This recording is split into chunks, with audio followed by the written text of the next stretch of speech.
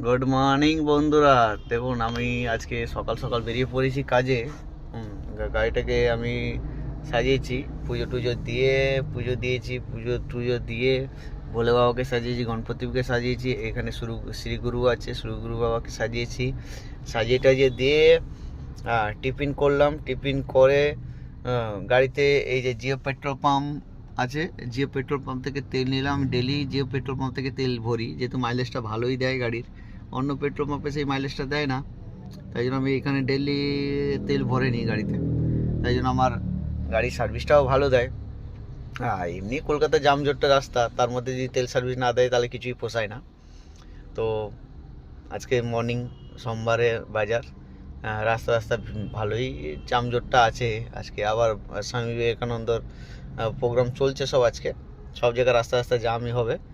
দেখা যাক আজকে সারাদিন কেমন চলে, তোমাদের বিকালে আবার জানাবো। ঠিক আছে, এখন শুরু করলাম, এখনও টিপ পাইনি, কতক্ষণে টিপ পাই দেখি। আবার হাওড়ায় একটু যেতে হবে, হাওড়ায় মিটিং আছে, একটু যেতে হবে 1টার সময়। দেখা যাক কি হয়। রাস্তার পরিস্থিতি দেখুন, গাড়ি ভর্তি,